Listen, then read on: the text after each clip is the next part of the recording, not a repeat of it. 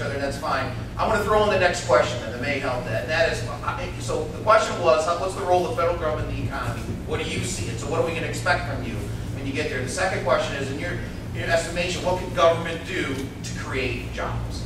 So if you want to have an interplay with that, go at it. One of the questions you talked about earlier was stimulus. One of the biggest problems with the stimulus is that you saw it here in Michigan last year play out with the balancing the budget. What the federal government did is take our taxpayer monies and they sent it to Lansing and other state capitals that were in trouble, and they filled the budget holes in there. So they substituted state debt for federal debt with our federal taxes, kicking the can down the road for the next governor to make tough choices because maybe Jennifer Granholm didn't want to make the tough decisions. We're going to face a very difficult budget next year. So when you talk about what you can do down in D.C. to help Michigan out, well, one of the things you can do is to say, hey, we're not going to kick the can down the road. We're not going to use federal money as a substitute for state debt. And the other thing is you talked about how you create jobs.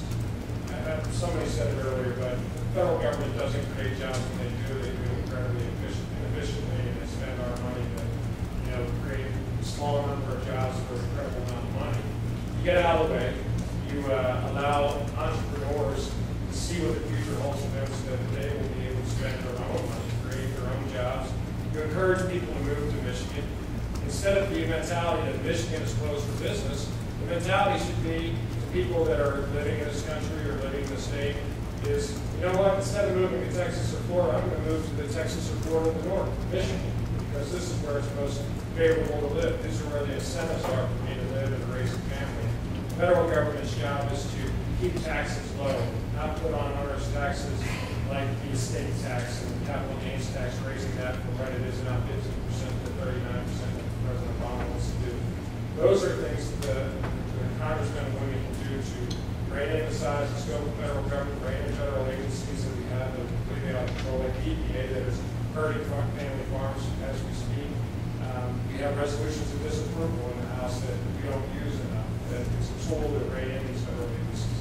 So those are some of the things we can do to help the folks here in Michigan get back to work. All right, thanks. Tim or Marvin, anything else on the topic?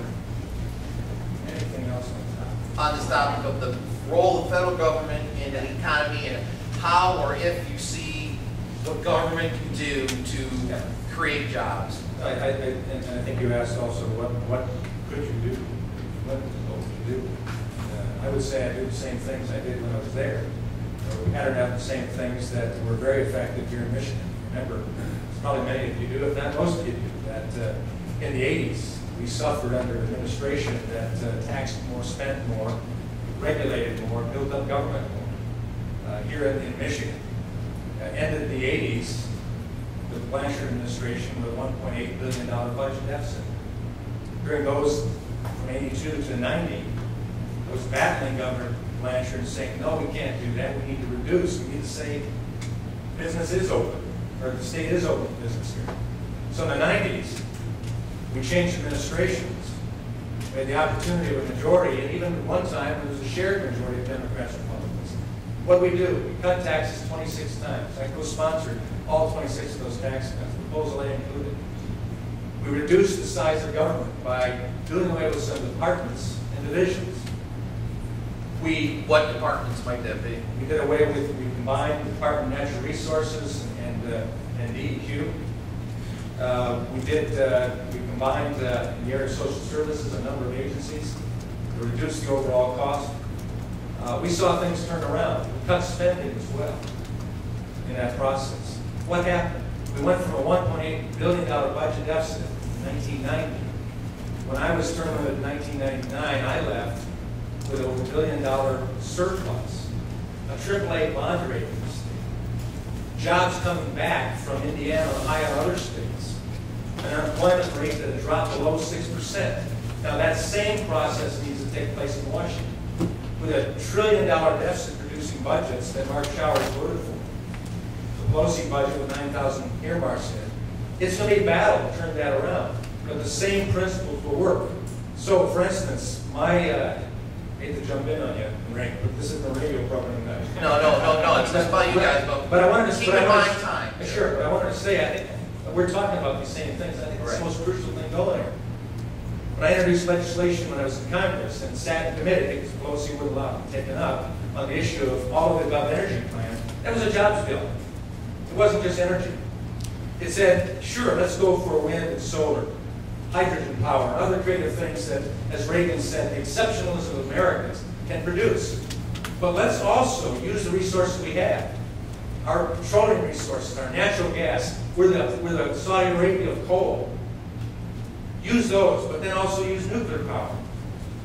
That goes into producing jobs and economy. The energy, the healthcare plan I pushed and introduced in Congress, that became the focal point for the Republicans this time that they took to the White House. And they added to it. Said, let's do a patient-centered, private sector approach.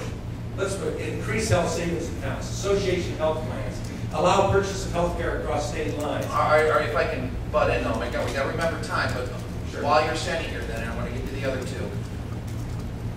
Where was this with the Republicans? I know you came in when the Democrats took over. Democrats control both houses. When I understand. So you were talking to these other Republicans that were there. All of us want to know, if we elect one of you, how can we be assured that it doesn't go back to the same way? I mean, you're just one person. This position is just one. There's 435. But that's where it comes in the partnership. The backbone comes. Because it didn't happen during those years. Well, it happened with some of us. I understand that. I'm saying as a whole. It happened with some of us. We were spanked pretty hard in 2006 and 2008.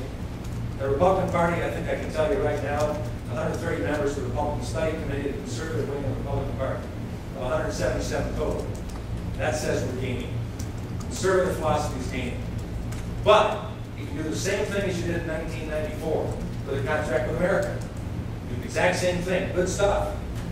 But unless there is that continued pressure from the citizens to their elected officials, the continued oversight, it can go away again. Now, I'm delighted, Ray, to see right now the Tea Parties and the 9/12 groups that are standing, the grandfathers and grandmothers saying, I never came to a political event in my life, but I'm not stopping now. I'm going to give the rest of my life to restore this country what it was that was given to me at very least. So those are some of the things we have to do, but we do it together. Mark?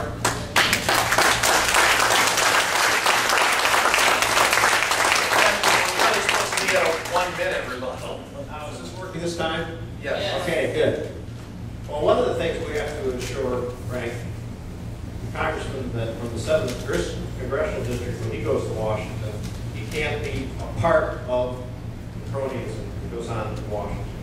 He can't be an individual who will go along, get along. Now, I believe that we need to send people who actually have real-world experience, those who have demonstrated the fact that they aren't prepared to go along, get along, with those who in the private sector have established real value. We cannot send to Washington those who simply are going to abide by the leadership in Washington because they need to be there. I believe that we need to send someone to Washington who has a determination to represent the people of the district and not build their own careers in Washington. And I believe that that's the critical issue.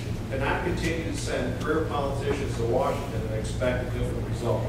We have to have those people who are willing, citizen patriots who are willing to stand up and say, you know, this is my background, this is my experience, this is what I've done.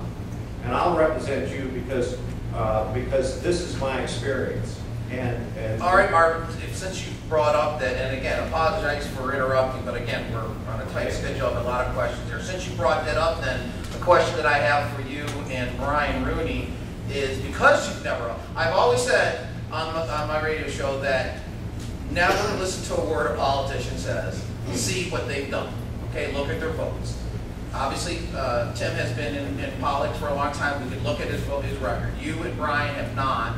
What can you and Brian say to us today to assure us that it won't turn out like a Republican in name only, Joe Schwartz or a Scott Brown out in Massachusetts? Now, I know Massachusetts is a different district. Brian alluded to that today.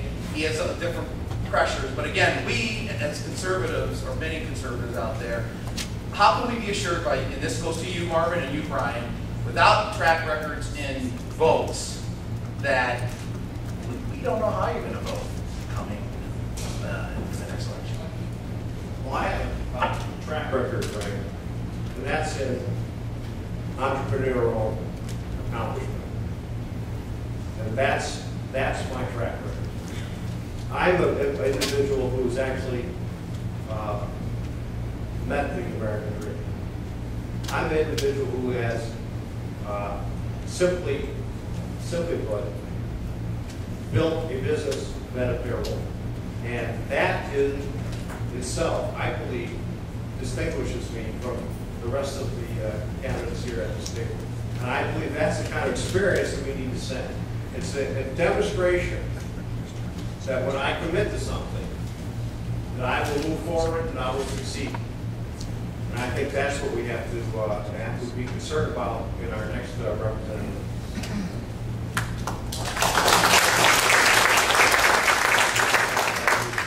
It's an age-old question, how do you judge something? It's really a biblical question, and one of the answers that we were given was to judge somebody by their fruits. So if you look at my history, I've served my country, I have proven record of service to my country in the United States Marine Corps that's not tainted by Washington, D.C.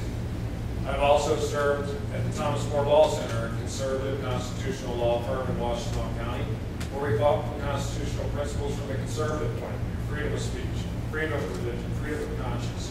We also proudly defended Lieutenant Colonel Chisani, who was thrown under the bus by Congressman John Murtha because he thought at the time in 2006 it was unpopular to be against the war and you might as well throw 8 Marines under the bus. We were able to get Lieutenant Colonel Chisani exonerated. He retired yesterday with an honorable discharge. So when you look at